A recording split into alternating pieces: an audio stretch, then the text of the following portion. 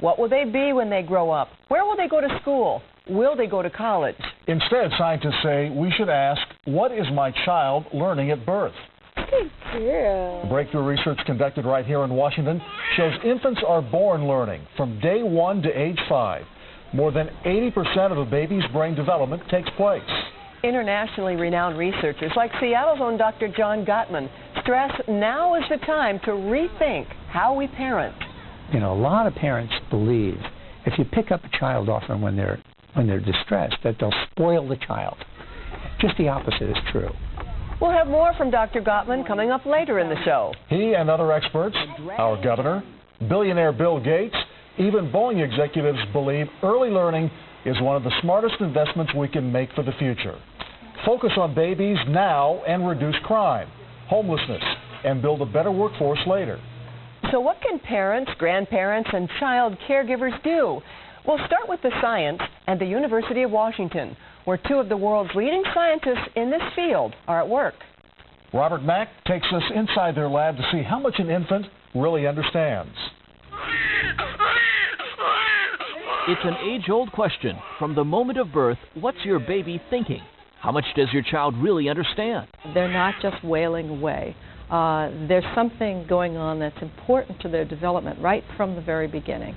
At the University of Washington, researchers are now using these little baby caps that can detect the most minute electrical current being sent out by a baby's brain. Da, da, da.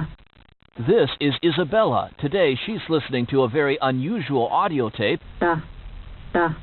To most adults, those syllables all sound alike, but in fact, they are just slightly different, and believe it or not, Isabella, who isn't even yet talking, can tell the difference, and her brainwaves prove it.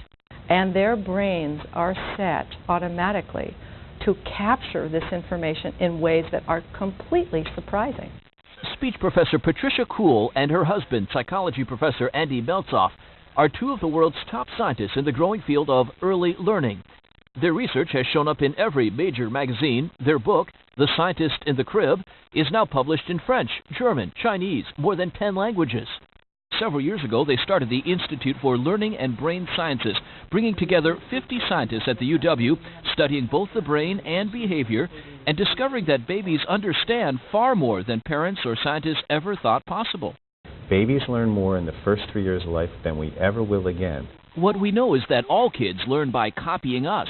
In a very simple experiment, Dr. Meltzoff stuck out his tongue and found that even a 2-week-old baby knows how to imitate.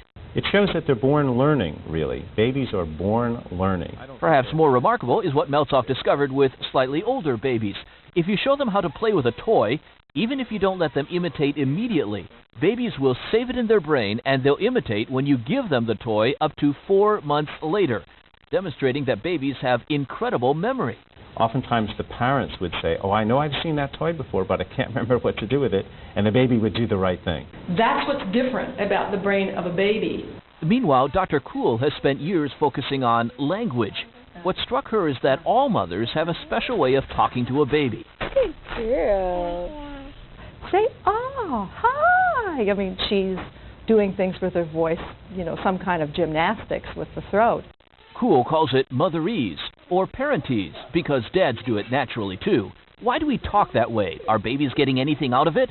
It turns out they are. The vowels, if you measure E, ah, and oo in words like sheep and shoe and keys, they're much more distinct in motherese. They're further apart acoustically. It's like being able to show a baby, here's what to listen for. Here are the components. Kuhl discovered that babies learn about language long before they utter their first word. ¿Sí? Bueno, vamos a ver qué tenemos. In a speech lab, she took 9-month-old babies, exposed them to a second language, either Spanish or Mandarin, and after just 12 sessions over 1 month, the babies could detect subtle phonetic sounds in the foreign language. The babies in the United States exposed in that way are as good as the babies in Taiwan, for example, at hearing the Chinese distinctions. In another lab, Meltzoff is studying the crucial moment when a baby learns not just to look at mom, but to follow where mom's eyes are focused. Meltzoff says 10-month-old babies who are good at following where an adult is gazing had about twice as many words in their speech 8 months later. So when she's around in the living room and say, here's a rattle, look at the rattle, The babies need to know to follow where she's looking, and that's what the word refers to. All these studies suggest babies are learning an incredible amount that first year. And yet scientists cannot explain why we as adults have no specific memories of our time as babies. We're tempted to think maybe there isn't that much going on in their brains. But Kuhl and Meltzoff say it's just the opposite, that babies absorb culture, language, social interaction, emotions, the most basic building blocks of who they'll become someday. The news is that babies are even learning from the peers at daycare centers and learning from us. So we're role models right from the beginning. It is lasting learning. It's the kind of learning that makes a profound effect on the baby's brain and mental operations, and that sets them up for later.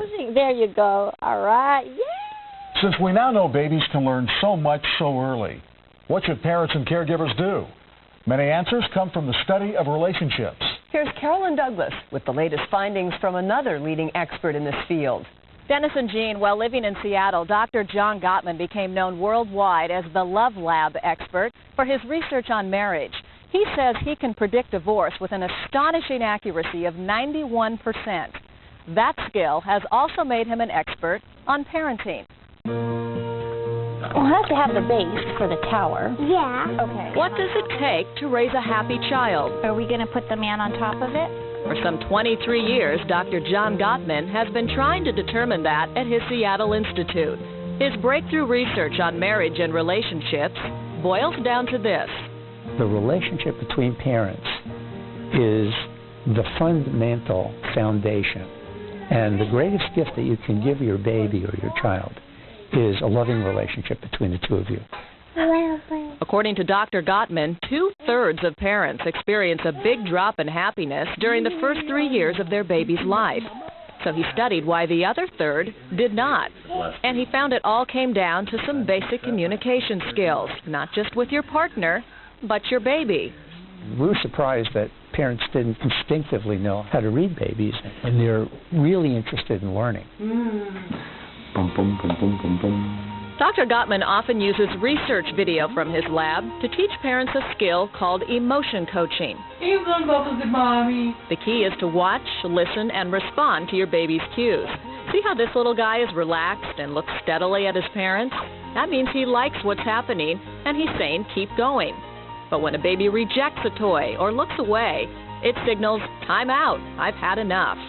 It really is about, first of all, noticing emotions of lower intensity and believing that these emotional moments are an opportunity for intimacy or teaching. Here, a little girl plays This Little Piggy with her dad. She likes the game and raises her foot to say, I want more. Her dad recognizes the cue and plays again. This little piggy went.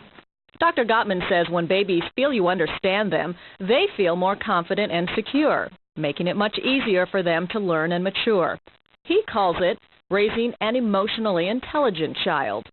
And a baby that feels empowered by a parent's emotional availability and responsiveness starts developing this kind of emotional intelligence. When babies don't develop emotional intelligence, Dr. Gottman says they're unable to soothe themselves, unable to focus attention, and therefore unable to learn, sending those babies down a completely different path of development than emotionally intelligent children. Emotion coaching is something that anybody can do that is involved with the child. A badger scuttles by. A powerful message that could have a tremendous impact on all of us. And there's been too much focus on discipline and controlling kids. And if you do that, you can get obedient children. But you can't get children who are compassionate and all these other goals that we have for kids. They emerge from really focusing on these magic moments when kids are emotional. Well, a lot of you watching tonight are probably wondering, what about me? My kids are school age or grown up. Is it too late for us? Dr. Gottman says not at all. He says we're never too old to learn, and one of the greatest gifts a parent can give a child is to simply say, I'm sorry, I was wrong, and then work together on getting it right. Dennis and Jean? Thank you, Carolyn. Well, even though most couples experience a rocky relationship after bringing baby home, there is a remedy. Coming up, what parents need to know. Plus,